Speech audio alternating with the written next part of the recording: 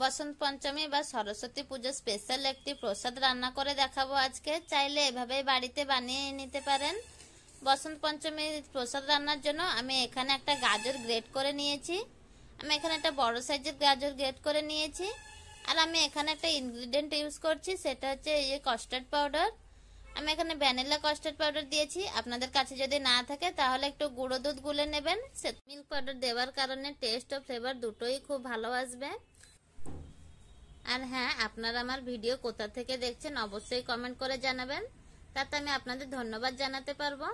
তো দেখুন গুলে নিয়েছি, আর এটা দেওয়ার কারণে কিন্তু একটু হলুদ কালার চলে এসেছে। এবার একটা বসিয়ে দিয়েছি, আমি এখানে কুকার ইউজ করছি। কুকারে একটু ঘি দিয়ে দিয়েছি, ঘি দিয়ে একটু ভালো করে ভেজে নেব। আর এটা মাত্র কয়েক সেকেন্ড ভেজে নেব। প্রথমে আমি এখানে চিনি দিচ্ছি না, আমি এখানে খালি ঘি দিয়ে একটু ভেজে নিচ্ছি। এতে করে গাজরের কাঁচা গন্ধটাও চলে যাবে আর একটু সিদ্ধও হয়ে যাবে। আপনারা চাইলে কিন্তু এখানে হলুদ কালার, ফ্রুট কালারও ইউজ করতে পারেন, কিন্তু আমি এখানে কোনো রকম কালার ইউজ করব না। আমি এখানে যেহেতু ভ্যানিলা ফ্লেভার দিয়েছি, এতে একটা ভালো হলদেটে কালার চলে আসবে আর খেতেও ভীষণ ভালো লাগবে। তো দেখুন কিছু সময় গাজরটা ভেজে নেবার পরে এখন মিশিয়ে দিচ্ছি চিনি। চিনির পরিমাণটা আপনারা বুঝে দেবেন টেস্ট অ্যাকর্ডিং। চিনি দেওয়ার কারণে চিনিটা মেল্ট হতে শুরু করে দিয়েছে, আর এর মধ্যে কিন্তু গাজরটাও সিদ্ধ হয়ে যাবে, মানে ভালো করে কুকও হয়ে যাবে। তো এবার আমি একটু টেস্ট এনহান্সের জন্য লবণ দিয়ে দিচ্ছি। এটা একেবারেই অপশনাল। একটু লবণ দিয়ে আবার একটু ভেজে নিচ্ছি। তো আমি একটু উঠিয়ে দেখাচ্ছি, দেখুন গাজরটা ভালোভাবে কুকও হয়ে গিয়েছে, ভালোভাবে সিদ্ধ হয়ে গিয়েছে। এখন দিয়ে দেবো এখানে দুধ। আমি এখানে 250 ml দুধ দিয়েছি। আমি যেহেতু এটা একটু গ্রেভি গ্রেভি মতো প্রসাদের মতো রান্না করছি, তো সেই জন্য একটু কম দুধ দিয়েছি।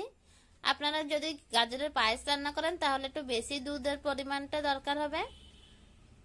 এবারে দিয়ে দিয়েছি। আর দেখুন আমি এখানে কিন্তু এখনো ভ্যানিলা ফ্লেভার দেইনি, কিন্তু গাজরের থেকে খুব সুন্দর একটা হলদেটে কালার চলে এসেছে।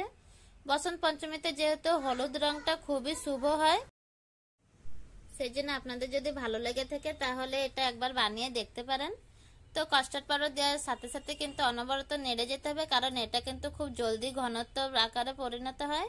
তো দেখুন রান্না হয়ে গিয়েছে। কাস্টার্ড পাউডার দিয়ে মাত্র 1 মিনিটে রান্না করেছিলাম।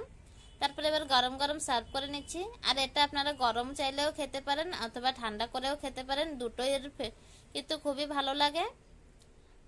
আজকের রেসিপিটি যদি ভালো লেগে থাকলে অবশ্যই কমেন্ট করবেন। আর এরকম বসন্ত পঞ্চমীর রেসিপি আরো যদি দেখতে চান তাহলে আমাকে অবশ্যই কমেন্ট করবেন, আমি অবশ্যই শেয়ার করব আপনাদের সাথে।